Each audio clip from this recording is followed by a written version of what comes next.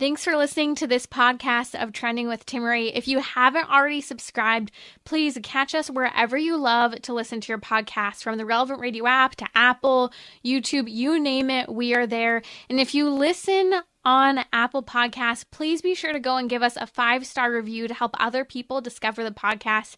Anything you share in terms of episodes, whether it's texting it to a friend, posting on social media, helps to build up the kingdom for God, to help confront the challenging issues we face as a culture, but with joy, with hope, and with an eternal perspective where our faith collides with everyday life, bringing eternal principles to help us live our life joyfully. So, what's trending?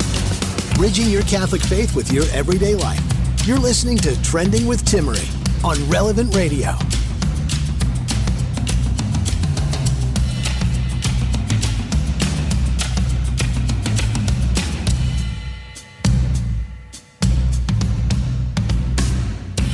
So, who won the Super Bowl? I'm not going to lie, up until Lucas, stop shaking your head at me. Stop shaking your head at me. Okay, up until maybe about half an hour ago, I did not know who won the Super Bowl. Because I'm packing, I'm moving. We bought a house and escrow's closing this week. And I knew I was missing something this weekend. You know, when my husband pulled into the shopping center where Costco was and we divided and conquered, he went to Costco, I went other places. You know, I still missed it because he went to Costco. The poor man, I sent him alone into Costco on the Saturday afternoon before the Super Bowl. That is rough. I'm just saying that is rough. Anyways, I didn't realize that's where we were headed and on the day in which we were headed. But I finally learned who won the Super Bowl. And although I will be perfectly honest, I have never, ever gotten into football. I think the 2 or 3 times that one of my dear friends growing up tried to explain football to me, I fell asleep.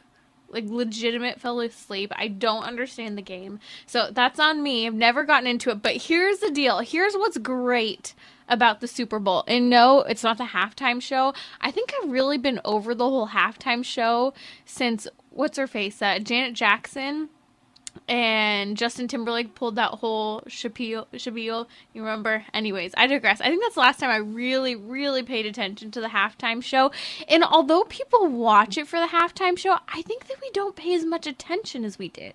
I don't, maybe you do, but let's be real. There are 2 things, if you're not a football fan, maybe 3 things that you're really there for. 1, we love to be on a winning team. Okay? We love to be on a winning team, so even if we're not fans of football, we pick a team and we put our support behind that team because we love to see winners. Number 2, really the big deal, is the food. And come on, I knew I was missing something this weekend, and what I was missing was the food. Okay, I knew I should have made those brownies on Sunday. Like, something in my heart said, don't wait for Valentine's Day. You should be making them today. I knew I deserved a treat. It wasn't a feast day, but it was Super Bowl. I digress. Okay, but the third thing is, I think one of the real reasons, and I know for me, and I think this is for a lot of people, why we love the Super Bowl as a nation is because of the quality time with friends and family. That time together, you may care less about who the actual team is, but you can get behind and vote and root for someone and have fun doing it together. We can all pitch in, make food. Come on, you get some of the best foods ever at Super Bowl because you get to eat most of the food with your hands. And how many vegetables do you really eat on Super Bowl day? Not many. Unless you're really one of those people who actually eats the celery and carrots with the wings, which I am not, unless there's like a really excellent ranch dip. But I can't even have ranch dip. I'm allergic to dairy. So, I mean, these vegan options for ranch just don't hold it up against normal. Anyways, I digress. You're listening to Trending with Timmery. We're going to talk about why quality time and spending that time together is a fundamental part of our nation's celebration of the Super Bowl. And I think this is important within the context of the conversation of friendship. So stay tuned. We're also going to talk about what's happening at the Olympics and kind of the approach of some of our Olympic athletes in the face of failure. All of us face failure in our lives. What can we learn from our athletes? Joining me now is Father Tim Grumbach. Father Tim Grumbach is the chaplain at Bishop Alemany High School in the Diocese of Los Angeles, a good longtime friend of us here at Trending. And we're going to talk about the new Lord of the Rings, the Rings of Power, that is coming out this coming fall on Amazon Prime. I also want to dive into the story behind the Rams player Cooper Kupp. You may know him. He is from the LA Rams. Again, I'm not a Super Bowl fan, but I was really interested in his story. And Father Tim, I know you really like his story and the story with his wife Anna. So fill us in here about Cooper Kupp. Yeah, it's a good day to be in Los Angeles. It's a good week to be in Los Angeles. I've been thinking for the last few days, all we do is all we do is collect trophies, you know. We'll take it. The Lakers and the Dodgers within the last couple years won championships. The Kings were not too many years ago in hockey, and now we have the Rams bringing a Super Bowl trophy back to LA, and it's pretty exciting. But it's also a little bit bittersweet for me because I am going to do a wedding in Cincinnati in a couple months, and I was kind of thinking like, oh no, they're going to be like this priest from Los Angeles is coming. I hope they don't harbor too many grudges. And I think it would have been pretty exciting to go to Cincinnati still in the afterglow of a Super Bowl championship. But I think they have many years ahead of them with that opportunity. We can't help it that we have amazing athletes. And I still identify as a Californian. If you have a problem with my identity politics today, that's okay. I will always identify as a Californian. Yeah, and to root for the Rams is a complicated thing here in Los Angeles because they were here before and then they left and they went to St. Louis and they won a championship there, and now they're back and they won a championship for us now. But they left at a really formative time in my life, and like this is kind of a deep thing because it's like, you know, sports is a really important thing in my family, and to have, you know, praise God, my family is just really blessed. And if I can say like the greatest sense of abandonment I've felt has been my sports teams, then that's a huge blessing. But the Raiders and the Rams were both football teams in LA at the same time. And my family, honestly, we leaned a little bit more towards the Raiders. But, you know, this was a time in my life where, like, they left, and I was just like, okay, I can't trust another football team. And so I didn't really love either the Rams or the Raiders after that, and felt like I was in a home with no team. So for the Rams to come back and so quickly to prove themselves, I was like, the Rams have to do a lot for me to love them. And I think this is a good step forward, to be honest. But all joking aside, you're one of those. You only jumped on the winning team, Father Tim.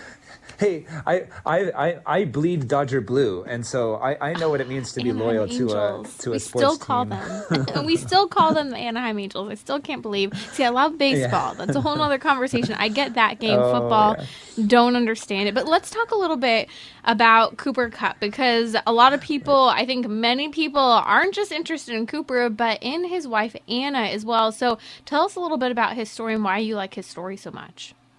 Yeah, well, whenever he would come on the screen, you know, you'd hear the coo. You know, it sounds like they're booing him, but they're saying his name. As my dad would always say about people who have names that sound like that, is that they boo him because they love him.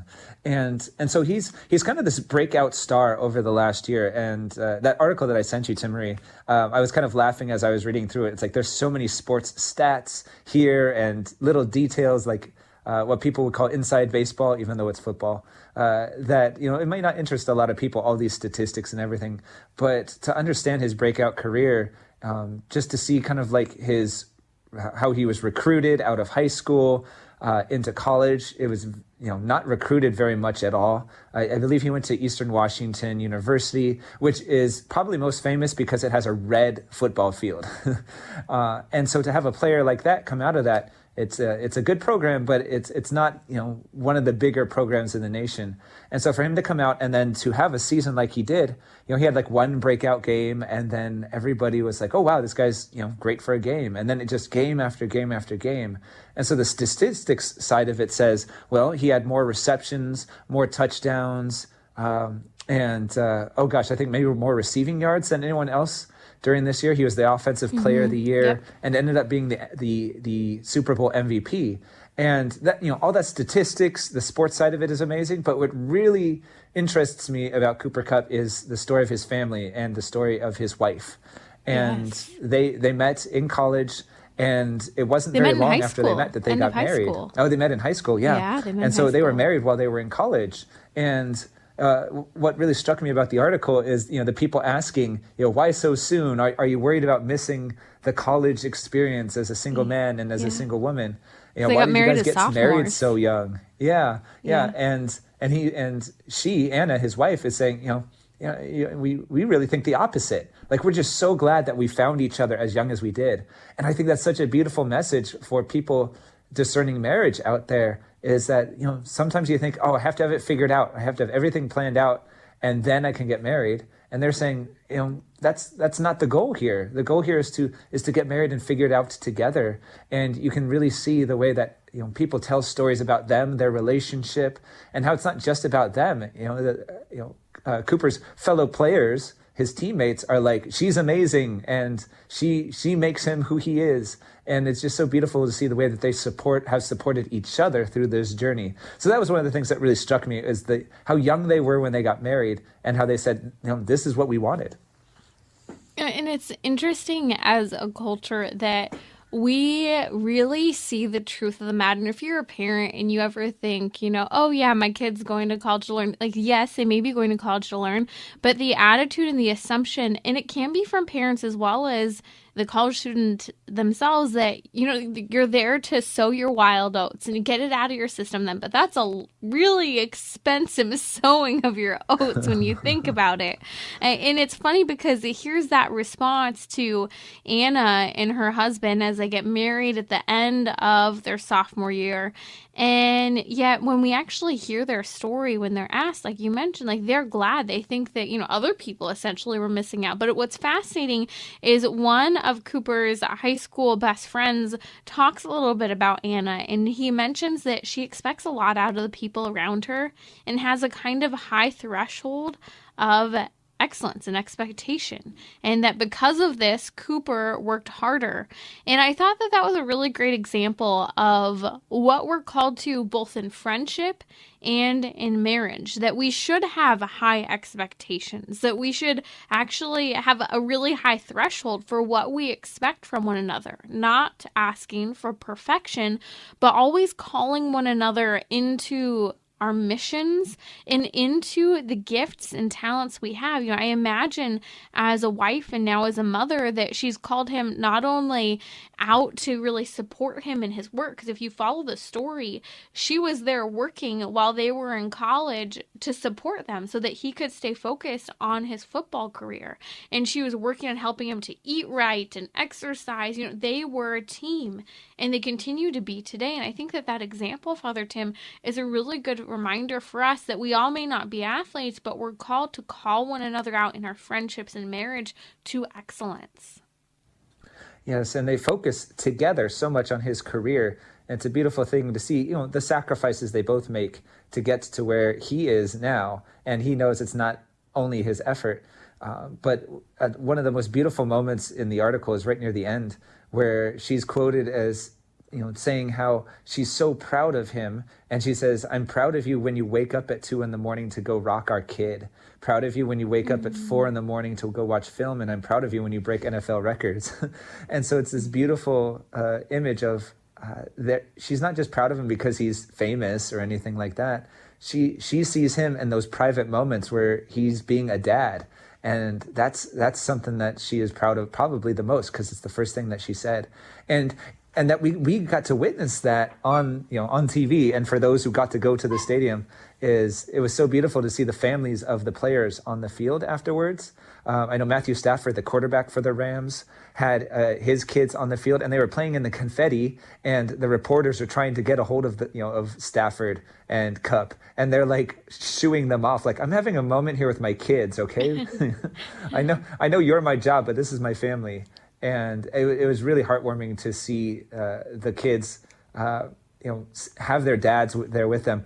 I'm sure their dads, as football players, as NFL players, the best in the world, made so many sacrifices, and they missed their dads so much, I'm sure, that their dads were like, this is the most important thing right now. And you could see all of that playing out. And so, my favorite images weren't what was happening during the game, as awesome as that was, but it was what was happening after the game, to see them be families together again. It's so neat to see these stories when they come to life. And I think that that's often why people love players. They look at people as role models, and we want to know about their family. We want to know their ups and their downs. And it's a reminder that as a culture, we have to watch who our heroes are, but also, be ready to scrutinize as well as raise up them and support them in their sorrow and in their triumph. But one thing that really stood out to me coming back to Cooper Kupp's wife, Anna, it makes me think of how it said that she had such a high expectation. She helped support to them as they were married through college. And really what we see is this drawing out of his talent. She saw his talent. She saw his potential, and she encouraged and challenged him in excellence. And St. Edith Stein, also known as St. Teresa Benedict of the Cross, she died during World War II in Auschwitz. She is known as a great philosopher, and she talks a lot about women. And one of the things she discusses, Father Tim, is how women are in part meant to help identify the gifts and the talents in other people, and that it's a feminine trait to help draw not just the good of the human person, but also the good talents, their capabilities out in them, so that the person doesn't atrophy. It's so easy, I think, for us as a culture, for us as individuals, but especially I would say for our men, to maybe not always see their fullest potential, and that this is a gift that we as women have to help see the potential from our children to our spouses to other people in the culture, and to encourage that and foster that. Yeah, and one of my favorite quotes comes from Edith Stein about a woman's soul being fashioned as a shelter under which other souls can unfold. And I love that. It's this beautiful motherly vocation. And just to get to see that, with so many TV shows and other stories, just focusing so much on the brokenness of families. And, not to idolize this family before us or to assume that they're perfect, but that even ESPN is telling a story like this. It's refreshing. It is refreshing. And let's speak a little bit. I know that they are a family of faith. Can you speak a little bit to their faith journey? Yeah, what really drew me to this and made me want to talk about this was a tweet, actually, that Cooper had sent out immediately after the game. I mean, you look at the time on it, and it's like he must have maybe even still on the field or something like that. And it says, "Do it to get a crown that will last forever," and that's referring to St. Paul writing to the Corinthians and referring to this. Many run the race for a crown of leaves that will wither. But that we will run for a crown that will last forever. And so he's quoting scripture. He's quoting St. Paul immediately after winning the Super Bowl. And a lot of people who responded to it probably didn't get the reference. They probably thought he was referring to the eternal glory of being a Super Bowl MVP. and they immediately respond with things like, yeah, but did you see that penalty that they called that wasn't really a penalty? Did you see that? You guys cheated and all this stuff. And they completely missed the point that he's not talking about the Super Bowl. He's not talking about the glory of winning, even though it's the biggest football game of the year and in the world. He says his priority is different. This is not about that trophy. This is about doing it in such a way that God is glorified through it. And so I love that you have a story being told like this, and someone using their social media to glorify God and let their own victory and their own success point right back to God before themselves. That's Father Tim Grumbach here on Trending with Timmery. We've tagged him on social media. You can find him on Instagram. Go follow me at Timmery, Timmerie. And speaking of Instagram, while you are there, please go and watch the story I posted. It's this adorable video of a handful of altar boys who are working on ringing the bells of the church. It is so entertaining and joy-filled, so go check that out. Coming back, Father Tim Grumbach on Lord of the Rings and why we love friendship at the Super Bowl. This hour sponsored by Solidarity Health Share. Join thousands of members who choose life through ethical and affordable health care. Call now to see how much you can save. 855-954-5688. Bridging your Catholic faith with your everyday life. You're listening to Trending with Timmery on Relevant Radio and the Relevant Radio app.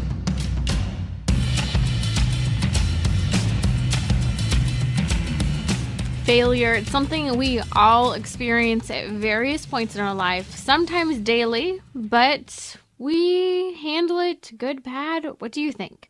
Well, let's talk about it in terms of the perspective of our Olympic athletes and how they handle failure, because they experience failure all the time. But what's different between them and us? Well, we'll talk about that in a little bit here on Trending. We're also going to talk about why people watch the Super Bowl and the significance behind that. It has to do with friendship. Joining me now is Father Tim Grumbach. He's the chaplain at Bishop Alamany High School in the Diocese of Los Angeles. Father Tim, I want to talk about Lord of the Rings. The new adaptation of Lord of the Rings coming out on Prime will be released this coming fall in September. I'm very excited. I'm hopeful. About a year ago, actually last February, news came out that it was expected to be a little dicey. In fact, over 55,000 people signed just one petition begging Prime not to make it essentially sexually explicit, and sort of like some of the shows we've seen on HBO and even some of the shows such as, oh my gosh, I'm forgetting the name, Game of Thrones that we've seen. And so I want to get your thoughts on this. The preview came out during the Super Bowl, the teaser. It is fantastic. It does not look like the CGI is overdone, which I'm very grateful for. What are your thoughts leading into the upcoming Lord of the Rings release? Yeah, that was definitely one of the biggest concerns coming from us Tolkien fans when we started hearing. I think they mentioned something about, like, they had even hired, and I hate this euphemism, an intimacy coordinator. Wait, what? And I think that, apparently that means someone who does the romance scenes. Let's put it that way. Mm-hmm. And so they had hired an intimacy coordinator for the New Zealand set. That was what the word that got out. And so we were kind of expecting this to become a Game of Thrones kind of universe. And that was pretty frightening, especially not just in the sense of it being gory and violent in that way, but yes, worrying that there'd be sex scenes. And so thankfully, the showrunners themselves are already saying, no, we want this to be a show that everyone can watch. And, Good. you know, with some in Hollywood, some in the film industry, they seem to want children to be watching the goriest stuff and the most sexual stuff. So, you know, I take that with a grain of salt. But what they seem to mean by that is we want this to be something that everyone can watch together. You know, children might have to cover their eyes for some scary moments, but, you know, what kind of story, you know, is Lord of the Rings without some of those scary moments? So it seems that we've at least dodged that bullet at the moment for this first season or so. We're really looking forward as Tolkien fans to, you know, we admit it's going to be an adaptation, and there are going to be some things that we are really excited to see on the screen, and other things that will be a little less excited to see. You know, some fans are terrified by the idea that they're creating characters for this show. Others are worried because they do have to condense thousands of years of story into a single timeline. So they've admitted they're going to do that. And one of the concerns there was, well, you know, if we're going to go 100 years between each episode, you're going to have characters that die out. And that doesn't make for good TV. Right. So they're going to condense a huge part of the history of Middle Earth. And it takes place in the Second Age. The Third Age is when the Hobbit and the Lord of the Rings and everything we're a little bit more familiar with was taking place. And so this is called the Rings of Power because it's when the rings are forged, not just the great ring of Sauron, but the rings that belong to the elves and the dwarves and the men. And so it's really going to be very exciting, kind of an adaptation of sorts of the Silmarillion, which is Tolkien's take on the history before The Hobbit and The Lord of the Rings. And so that's kind of the nerdier part of it. I am no Tolkien expert, and I love the stories, but I know people who love them and know them better than I do. But You're this saying is you going to be a don't really speak exciting Elvish? few months. I think I have a couple of apps that could teach me how to do that, but I've been a little bit busy working on my Spanish and my Latin. You mean it's not on Duolingo? I bet you it's probably on Duolingo at this point. And this used to be a total homeschool nerd thing, and I mean, not anymore. By the way, this is a total side note for any homeschooler who can laugh for just a moment.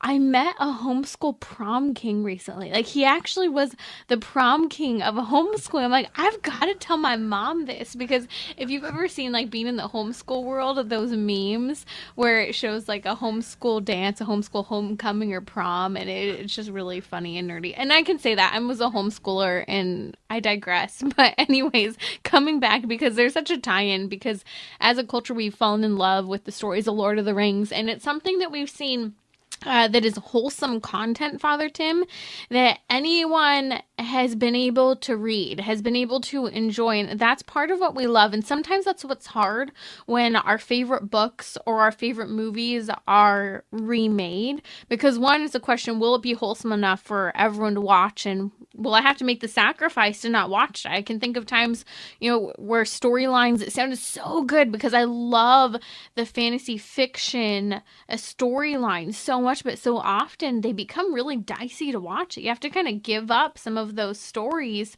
things such as Game of Thrones, which, by the way, Game of Thrones to begin with, the whole storyline is a problem. You and I have talked about that, but it means that we have to have a certain level of detachment when it comes to certain shows, that if it's problematic, we're willing to say, hey, no thanks. But the good news here with Lord of the Rings, Father Tim, is I think that we'll have a lot of freedom to enter into that magical fantasy world that Lord of the Rings is, and actually see heroic stories, and stories which, and this is what's so cool, stories that actually are representations of the story of Christ, although told in a completely different way, of sacrificial love, of dying for the sake of saving others and saving the world. Right. And I can't recommend enough looking at the Silmarillion, looking at the stories that this series will be based off of, and understanding it as a myth that Tolkien came up with to complete the story, to complete the history leading up to the Lord of the Rings, but especially to go to the very beginning of it, where it is the creation myth. And I really, really do want to see if they touch on that, if they dare touch the story of creation of the world of Middle Earth. And you can hear the way that its creation is sung into being. I'd be so fascinated to see if they're brave enough to touch that story, where you have a God figure who, a God who creates all things by inviting his lower creation, I guess you could say, like these angelic beings, to help him in the act of creation. And it's really beautiful to see the way that, he begins the song, they enter into it, but then you have this one of these angelic beings, if you will, Melkor, who begins to twist the song. And while this God sings it into being, like it's slow and it's calm and it's harmonious, but Melkor, this diabolical figure, begins to add like percussion and repetitiveness and disharmony, and the God allows it to happen, but then he stops it and he says, now you're going to see what this music looks like brought into creation. And so the God welcomes all of their songs into one song, and then creates it so that they get to see and they get to be a part of. And so it's like secondary effects, it's secondary creation effects. And it's so beautiful that Tolkien was able to do this. And he's not just retelling the Genesis story, but he's telling a myth that does tap into some of the realities of the Catholic understanding of creation and the beauty of creation, but also the fallenness of it. And so I'm really hoping that they're able to tap into that in some way in this series, if not retelling it in a visual way, but at least to create a world that you can tell it's been created, but there's a fallenness that has taken place. And Tolkien himself, in a letter, says that's what this is a story about. There's a world that was created beautifully, but there's a fallenness that creates this tension, and it's the battle between the good and the evil within that tension. You're inspiring me to read the Silmarillion because I've actually never read that part of Tolkien's work. It tends to be kind of the lost gem. And I know I have a beautiful copy of it from my husband sitting on our bookcase. So that will have to be a little bit of reading before the release of the show on Amazon Prime in September. I believe September 2nd. And this is where I think, Father Tim, let's talk a little bit about reading something over watching something. This is a challenge, especially if you love books. When your favorite stories come to the big screen, do you read it first? Do you read it again? That expectation. I know for me, so often I have this world that I've created. Our imagination can run so far and become so vivid when we read. And then sometimes we see it on the screen. And although the adaptations can become fun, sometimes there's a little bit of a disappointment. And I find that fascinating that we can become so disappointed when we've read something that we've loved for so long. Right. And we're going to be comparing it to the Lord of the Rings movies, as well as comparing it to the images we have in our heads. And, there is a warning about reading the Silmarillion, is that it doesn't read like Lord of the Rings does. It doesn't have the same kind of narrative flow to it. A lot of it is maybe a bit more poetic, a bit more mythological, and there are parts where he spends like chapters just describing the landscape. It's a very Tolkien thing. Yeah, I have a hard time with Tolkien because of that. Sometimes I'll skip a couple paragraphs. I'm going to admit it. Yeah. So just be ready if you're looking to start reading it. It's there are parts that are a little bit more difficult like that, but it sets the framework for understanding the sacramental, dare we use that word, worldview that is the Lord of the Rings. But just to get back to that comparison of, reading and watching, is that, the reading allows us to come up with our own images and not judge them. We don't have to judge the images that we create. We just allow them to come, and when we dwell in that space. But then watching it, there will be a lot more judgment that happens, like, oh, that's not what I thought it would look like, or even, that's maybe even more than I thought it would look like. There's already one critique going around with just the most basic images that we just saw in the teaser trailer that aired during the Super Bowl, was looking at the island of Numenor, which is one of the first dwellings of man in that world. And it's grand and it's majestic, but it looks a little bit like some of the stuff that you would have seen in The Lord of the Rings. But Tolkien's whole vision was, what even the most grand things we saw in that world of Lord of the Rings was like merely a shadow of the beauty of the world that we're supposed to see in the Rings of Power. And one of my favorite lines here, and I thought this was really profound, was describing the world that Tolkien had created for the Silmarillion, was that you get to it in The Lord of the Rings. And he says that their journey is not about confronting a new danger, but confronting an ancient one. But he says Tolkien dreamed up whole kingdoms, then collapsed them for a background. And so he wrote The Lord of the Rings first, dreaming up the kingdoms that we encounter in Rings of Power, and just destroying them so that they're pretty much just ruins in the story that we know and we love best. But that makes this really exciting, is that now we're going to get to see what that world looked like, and hopefully with some glory and majesty, as best as this show can provide for us. And doesn't that remind us of the fallenness of human nature, the glory of God's creation, and then how we handle it? Not to, say, oh, humans are ruining the earth and the world, but to see that sometimes we miss the glory and the beauty of the creation God had in store, yes, for the plants and the animals, but also even more so for the human person ourselves. So that's your teaser leading into the latest of Tolkien's Lord of the Rings coming out on Prime this fall. That's when Father Tim Grumbach from Bishop Alamany High School, he's a chaplain there. You can follow him on social media. Go check out my Instagram where I posted this hilarious and adorable video on my story of these altar boys ringing the altar bells. It is fantastic. And you can also connect with Father Tim Grumbach there. We've tagged him on social media. I'll be right back talking about why you watch the Super Bowl and how it's more than just about the game, and also what's happening at the Olympics. Are you tired of educational options that are one size fits all? Our sponsor, Colby Academy, offers the flexibility of both accredited online and traditional school-at-home options to fit the needs of your child. Visit relevantradio.com/Colby. Bridging your Catholic faith with your everyday life. You're listening to Trending with Timmery on Relevant Radio and the Relevant Radio app. Lent is right around the corner, and we're going to start gearing up for that here at Relevant Radio as well as Trending. So take your Lent to the next level with Father Rocky's Lenten Lessons on the Mass. Free to you every day. Because you loved last year's in-depth walkthrough of the Mass, we produce even more new exclusive video content every day to enrich your passion for the Holy Mass. This premium edition video series goes even deeper behind the scenes from the moment you enter chapel to the final blessings. From Ash Wednesday to Easter morning, illuminate your Lent with daily insights you can only find here right in your own inbox. You're listening to Trending with Timmery here on Relevant Radio, and we're going to come up talking a little bit about the Olympics, what's happening, and really this idea of failure and how we fail every day. Really, we do. We have little failures and we have little successes, usually every day. But how do we handle failure? We can learn a lot from our Olympic athletes.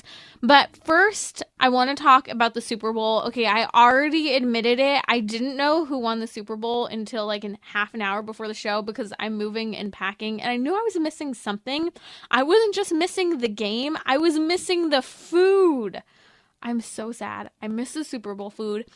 But here's the reality. I was really thinking about it over the last couple of days, and I guess mourning my separation from the Super Bowl. Again, didn't care that much about the game, but what I realized is people as a nation, we love the Super Bowl. And yes, it's about food. Yes, it's about a winning team, and sometimes about our team being there. And we love to join a winning team. We love to cheer and root on the underdog or the people who are guaranteed and expected to win. But what we really love about the Super Bowl is the quality time. The quality time with family and friends. And yes, that can send, what brings us together is the food, is the team, is the game, perhaps is the halftime show and the commercials. All of those are benefits. But ultimately, what is it about? It's about the quality time. And it's a reminder to me that we actually really do need, as a society, to be better about thinking of reasons to get together. We don't have to wait for the Super Bowl or for 4th of July or Thanksgiving or Christmas. You can invite who you want when you want to do whatever you want with no reason other than the fact that you're seeking after people. We don't need the excuse of a Super Bowl to do something fun together. I think this enjoyment of the Super Bowl, again, comes back to quality time and that we have something that we can gather around. And so it's a challenge for us to create things to gather around with other people, especially moving to the Midwest over the last year and really knowing no one, having no friendships, relationships out here. It's been a challenge. And it's a reminder to me that, you know, if you want to make friendships, if you want to start to develop something, you have to find something to gather around. You can't just stand around waiting. You need to gather people together around something that they can come together in order to get to know each other. Instead of those awkward moments of face-to-face of, hey, my name's Timmery. Hi, how are you? Where do you grow up? How many siblings do you have? What do you do for work? You know, we need more depth. We need something, a project to do together.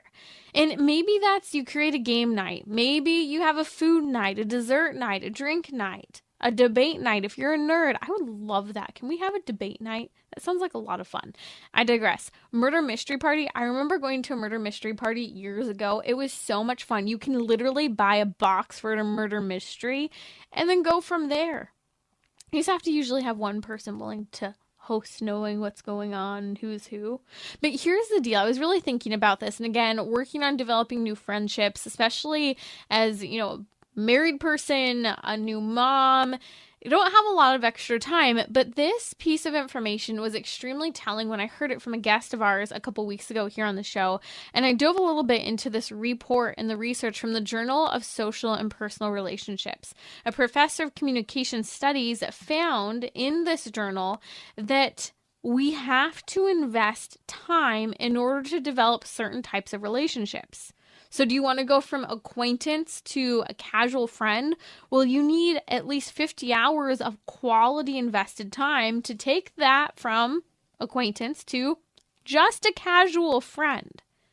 Do you want more than a casual friend? Do you want this person to actually be considered to you and you to them a friend? You need 90 hours, the research shows. But even more so, if you really want what most of us are seeking, that is close friendship, you need 200 hours of invested time. Now for me, kind of makes me panic for a moment. I'm in a new state. I don't have that kind of time right now. But it's a reminder that people are worth it. People are worth investing in. And not just surface level, going deep, getting to know them so that you can build that trust. So that you can get to know each other's quirks and things you love and enjoy. This is why we actually have very few friendships. We may have a lot of connections. We may have a lot of followers, but they're not actual friends. And we as a society are parched for face-to-face contact. This is why we still love contact sports of football, getting together, because it puts us in touch with one another. It gives us an excuse to bring food, to chat, to go up. Maybe you've had more than enough food, but maybe you really want to talk to that person, and getting another wing or a carrot or a meatball or whatever you eat, breadsticks on Super Bowl day, can be your excuse of talking to that person. Let's be real, I think all of us really do experience some level of social awkwardness, lack of confidence, discomfort. You know, I am not the super outgoing individual. I can actually be pretty shy. I have to, make sure, get out there. I'm good when I know people and I'm comfortable, but we need reasons. There's a reason why as a culture we tend to pick up our phone and absentmindedly check something because we feel awkward and we don't know what to do. So instead, stand up, walk up and get another breadstick. Host a game night, find something to come around so that you can enjoy that quality time that as a nation we thrive on when it comes to the Super Bowl. It's not really about the games and the teams, although it is. It's about the food. It's about the people. It's about that quality time and racking up those hours to take someone from an acquaintance to a casual friend, to a friend, but ultimately to a close friend. You see, we need, and I know personally, again, being in the Midwest in a new area, not really knowing anyone, we need the depth of relationships. And I can be pretty bad when it comes to relationships. I want depth. I want meat. I don't want it to just be surface level. I get bored. I want to have real conversations about ideas. Or I love a good game. I'm a total nerd. I love Catan nights. Please, I would love to have a Catan night. If you are a Catan player, that is bomb. I love Canasta. Thinking and strategic games are a win in this house. We were actually just playing, what did we do for Valentine's Day? Let's see, what did we do? I made curry chicken, a Thai curry chicken. We made brownies, had brownies with fruit. And then we also played Canasta, which is a really fun card game if you have never played it. But it's a reminder, all of this is that we are social creatures. We need social engagement. Don't wait for Thanksgiving, 4th of July. I guess Memorial Day would be the next event that people use as an excuse to get together. Don't wait that long. That's a long time. Oh, I'm sorry. I digress. I skipped Easter. But isn't it interesting that a lot of people don't celebrate Easter as a culture? I remember kind of realizing that Easter is so rarely celebrated by so many people as a nation. Maybe that's a good challenge and a reminder that we, as people of faith, glorifying our Lord and his resurrection, will celebrate Easter. Other people may care less, but you know what? The reason why they may come? They may come for that quality time. You can invite them and they can discover a greater mystery than they would ever realize. And this has always been a fascinating thing about Easter and Christmas. Having relatives and friends who end up being with us for these holidays, when we invite them to go to Mass with us on these holy days, They want to go because not only do they want to spend time with you and that quality time, not only do they want to gather around and have a reason to gather around, but they also want to know more what's behind the mystery of this day that makes you so willing to have a whole celebration around it. You're listening to Trending with Timmery here on Relevant Radio. Lots going on with the Olympics. We'll continue to discuss them throughout the week, especially very concerning. Again, I have referred to them, and many people are referring to them as the Genocide Olympics. China never should have been allowed to host them. What they are doing to the Uyghur people, what they've done for years to the people in China with forced abortion, sterilization, until all of a sudden it's no longer a part of their agenda and anyone can have children, but now they've been living with forced abortion for years. And they have grown accustomed to abortion, and it's looked down upon to have, let's say, more than one girl. And this is a challenge for the culture that China itself created. But let's talk a minute about failure, because many, and actually most of the Olympians will actually experience some level of failure in their competing there at the Olympics. Now, I don't view it as failure. I think that anyone who can make it to the Olympics is extremely talented. But these Olympians, many years ago, got over the idea of participation awards. They have been tried, they have been tested, they compete, they have been injured, they have been rehabilitated, and they continue to fight to be their best, to be excellent as athletes. They have to experience failure. You and I experience failure really every day, moments in life. But how do we handle that? I think the Olympians can teach us a lot about honesty, integrity, and moving forward. Skier Michaela Schifrin has been fascinating to watch. She's a two-time Olympic champion, and she was expected to be a contender in this year's Olympics. Now, she shied off of course at the beginning of two of her races. In other words, she even actually recognizes that she has not been doing so well. In fact, she outright says she's failed. She says, it is failure. It's okay to say that. I'm okay with that, and I'm sorry for it. I feel so bad. She's apologizing to her fans. She goes on to say, but I also was trying, and I'm proud of that. I think it's really neat to see Michaela Schifrin recognizes, hey, I failed. I completely screwed up at the beginning of both of my first two races.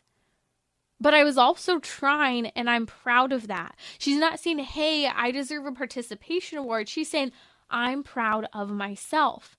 I think that this is what we need to work on achieving in the face of our own failures. That we're willing and able to understand our effort, or even recognize, I didn't put that much effort into it. Even doing what I do here on the show. There are some days where it's like, yes, that was great. You got to go through and you have to go, okay, yeah, I didn't say that well. Oh, I didn't pronounce that word very well. Or, hey, maybe that conversation didn't go that great. That's okay. That's good to acknowledge things. I think that's one thing I love about disconnecting from music and TV and text messaging all the time, because sometimes we have more time to process what's actually happening in our lives. You see, all of the noise, I love Cardinal Seurat's book on the dictatorship of noise. It's titled The Power of Silence, and he calls it, the subtitles, The Dictatorship of Noise, because we need that time to decompress, to debrief from our experiences. Sometimes even just visiting a friend or a family member. When you get in the car and you're driving home, instead of jumping right away to the stereo or to a podcast or to a phone call, or to text messaging, please don't text message on the road. I'm terrified of you on the road. I'll just say that. Instead of jumping to all of those things, think about how those conversations went. What were some of the highlights? What were some of the challenging moments for you? Did gossiping come up and you're like, oh boy, did you just fall down that rabbit hole? Or do you maybe compliment that person, move along and change the subject?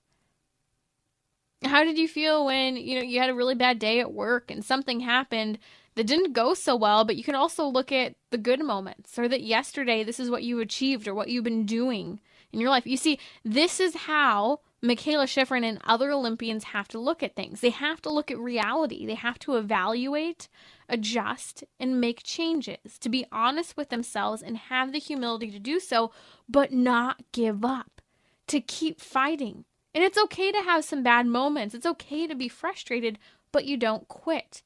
And I think often we tend to quit in life. And that's what we have to overcome as a culture. You're listening to Trending with Timmery here on Relevant Radio. I want to listen to a little bit of Michaela Schifrin's interview where she talks about, she outright said, I failed, but I tried.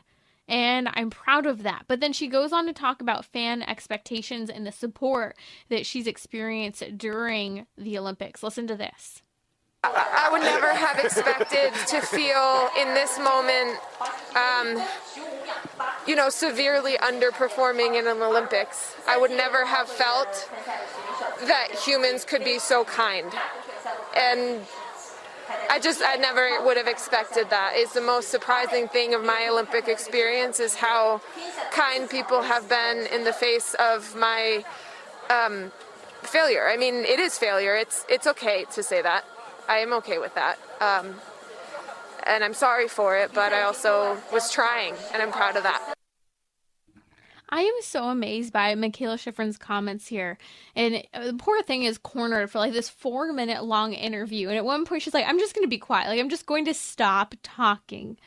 But then this last 30, 45 seconds of the interview, she comes out and she's overwhelmed with the kindness and support of people, from fans to the Olympic team members, from the people she's surrounded by, that even in the face of, and what she says, it should be called failure. It was failure.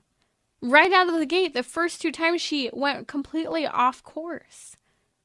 She had the humility to say that, but she also had the kindness, the gentleness, the beauty to say that other people have been so kind and generous to me.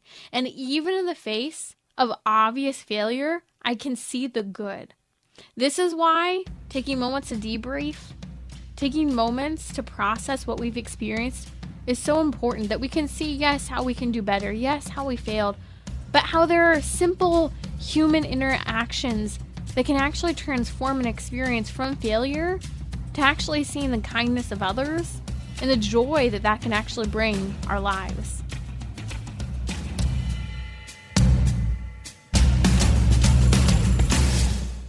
Dr. Leonard Sachs wrote the book Boys Adrift, and he's joining me to discuss why so many boys and young men today are floundering. This is Timmery from Trending with Timmery. During our weekly Gentleman's Hour, we're going to discuss the challenges today for many young boys as well as young men. Everything from video games, yes, food, the culture we live in, and ADHD. Join me Wednesday at 6 p.m. Central on Relevant Radio or the Relevant Radio app.